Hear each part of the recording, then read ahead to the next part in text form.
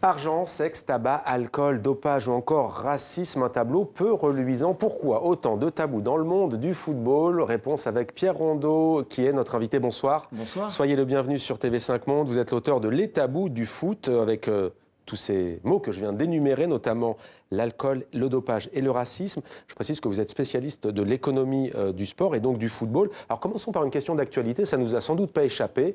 SFR recrute Neymar. SFR, ce n'est pas un club de foot, c'est une entreprise. Elle le recrute pour sa pub, montant du transfert 10 millions d'euros. Ça vous inspire quoi? Que Neymar commence à se constituer une petite fortune, un petit pactole. Il est déjà payé 3 600 000 d'euros par mois par le Paris Saint-Germain. Et on rajoute 10 millions pour devenir la tête de gondole du groupe Altis. C'est très intéressant. Et encore une fois, ça prouve comment le football a pris une démesure économique assez importante. Le marketing est spectaculaire. Alors dans le chapitre sur l'argent, justement, vous montrez que contrairement à une idée reçue, tous les footballeurs n'ont pas la vie idyllique qu'on leur prête et pas la vie de Neymar qu'on vient de voir à l'image, l'attaquant brésilien du PSG, même si parfois il l'affiche sur les réseaux sociaux. Mais encore une fois, je dirais c'est l'arbre qui cache la forêt. Parce qu'on a tous en tête les joueurs qu'on voit justement ici, les Ronaldo, les Messi, les Mbappé, les Neymar, qui sont extrêmement bien payés, souvent à plus de 10, 20, 30 millions d'euros par an. Mais l'immense majorité des footballeurs gagnent très mal leur vie. Il y a une étude de la FIFPro, par exemple, qui est le syndicat international des joueurs, qui montre que 40% des joueurs professionnels à travers le globe gagnent moins de 1 000 euros par mois. Moins de 1 000 euros par mois. Donc on est très très loin des rémunérations assez folles des grandes stars du football. Pourquoi le football consacre-t-il, Pierre Rondeau, autant de tabous? Autant de tabous. Alors, tous les sports et tout le monde, toutes les sociétés concernent et concentrent des tabous. Juste simplement que le football est le sport numéro 1 sur Terre, le sport le plus populaire du monde. Et donc, à titre d'exemple, on a, pour une finale de Coupe du Monde, plus de 1 milliard de personnes qui ont assisté au match, qui ont regardé le match à la télévision. Donc, c'est le sport numéro 1 sur Terre. Et donc, par principe, les enjeux économiques, les enjeux sociaux, les enjeux sociétaux sont tellement importants qu'on veut soit à la fois cacher les tabous, s'éviter des scandales, ou alors les mettre en avant, les mettre en scène, et résultat, on concentre le racisme, l'homosexualité, le tabac, l'alcool, la drogue, le dopage, l'argent, la pauvreté.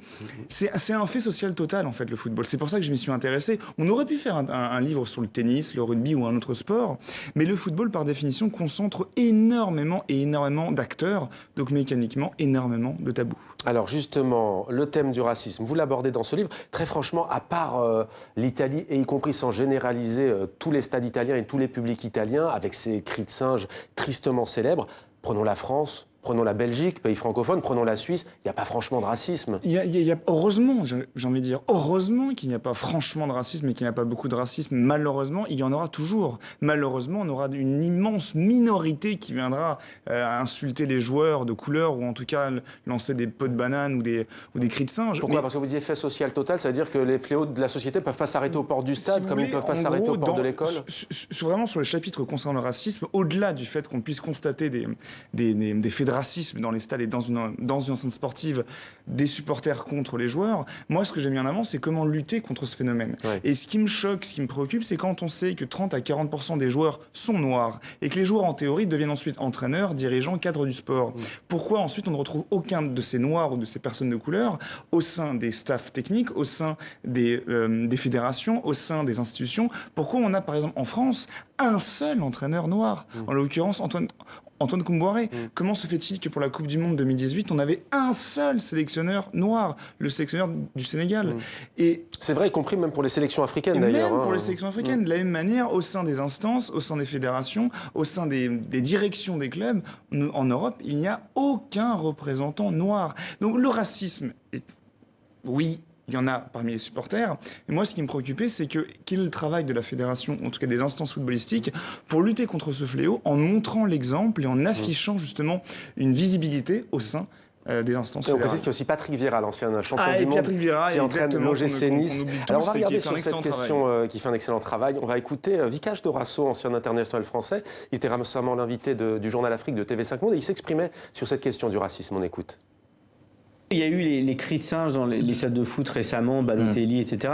Mais en fait, si on voit ce phénomène qu'il faut combattre, on le remet dans le contexte et on voit tous les matchs de foot qu'il y a partout dans le monde, dans toutes les divisions, dans tous les pays.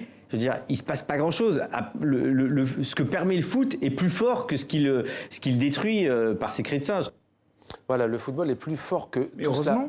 heureusement, je suis entièrement d'accord avec lui. Heureusement, et il faudrait profiter de la force du football pour éviter ces tabous, pour éviter ces scandales. Moi, j'aurais adoré ne pas consacrer un chapitre sur le racisme et montrer qu'il n'y a pas parce que tout le monde se respecte. Malheureusement, il existe. Donc malheureusement, il fallait consacrer un chapitre. Alors c'est vrai qu'on a tous une image d'Épinal des footballeurs. On parle d'ailleurs de mise au vert. On les imagine jouer à la PlayStation, les veilles de match et ne jamais boire d'alcool, ne jamais fumer. Ne parlons pas du dopage qui est encore un autre tabou. Vous évoquez la cigarette et l'alcool. Prenons l'alcool. Vous dites qu'Arsène Wenger, l'entraîneur français d'Arsenal, a dû décréter l'hygiène de vie irréprochable pour que les joueurs se mettent à gagner.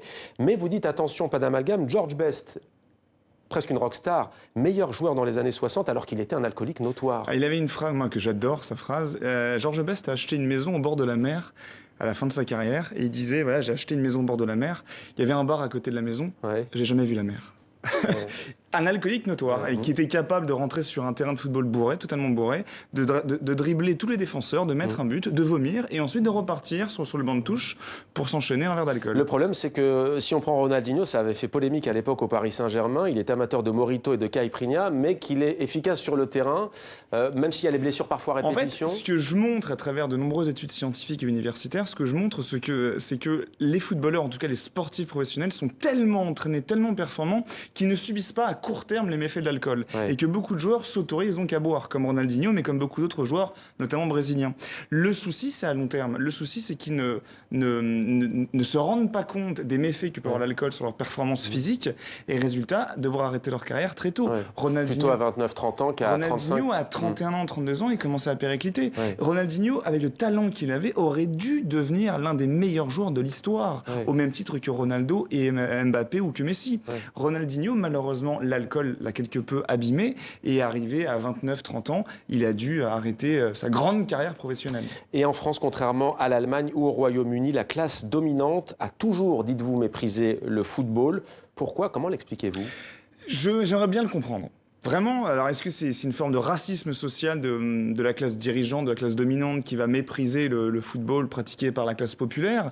Mais c'est vrai, à titre de comparaison, quand on regarde notamment dans les librairies, je pense notamment à mon livre, en Angleterre, en Allemagne, il y a des collections de littérature sportive, et notamment footballistique, extrêmement importantes. Et les gens lisent la littérature footballistique. En France, c'est extrêmement méprisé. En France, c'est extrêmement compliqué, d'ailleurs, pour qu'un livre marche, et marche très bien, que ce soit un best-seller dans la littérature footballistique, c'est extrêmement compliqué. Donc si Gary Lineker publie un livre en Grande-Bretagne, il va se vendre à des millions d'exemplaires. Si Emmanuel Petit en fait un, ça sera... D'ailleurs, il en a fait un très récemment, Emmanuel Petit, et c'est pas un grand succès littéraire, un grand succès d'édition. La classe dirigeante a quelque peu un mépris vis-à-vis du football, parce qu'il est pratiqué, ou en tout cas, on a le sentiment qu'il est pratiqué par la classe populaire, parfois caricaturé, parfois considéré comme moins intelligente que les autres. Justement, vous avez un chapitre sur ça, et vous dites pourtant, ils sont pas dénués d'intelligence. Vous le démontrez dans un chapitre sur la supposée bêtise. En gros, on va toujours réduire, ou en tout cas définir l'intelligence par la culture générale. On va supposer que quelqu'un est intelligent parce qu'il a une capacité à citer,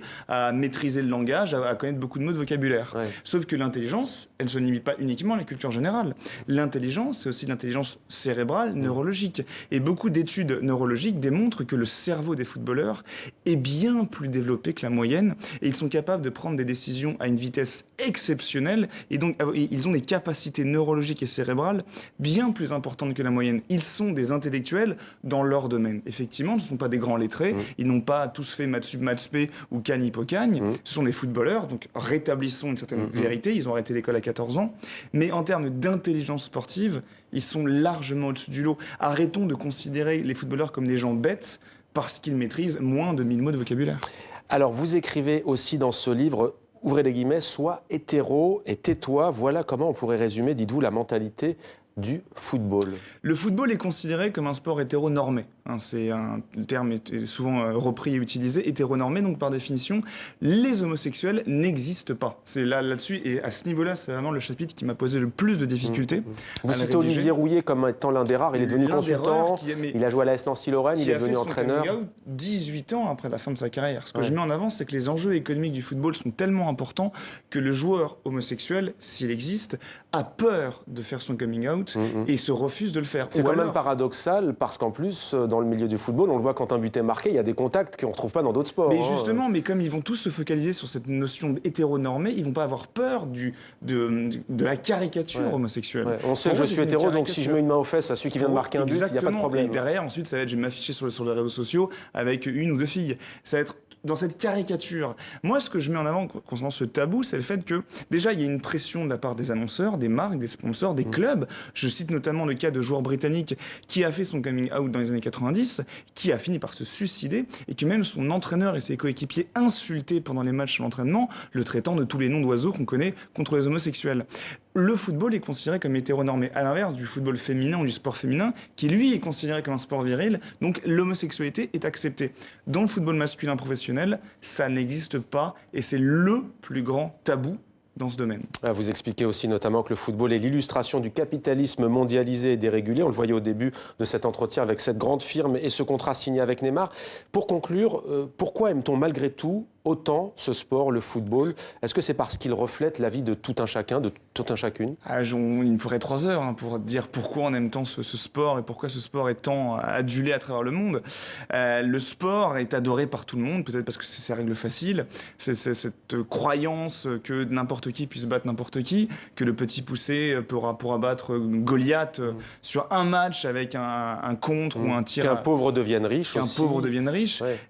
Le football raconte des mythologies, le football raconte des histoires qu'on a tous envie de croire. C'est ce que je dis aussi dans le livre, c'est que finalement ces tabous-là font partie de cette mythologie.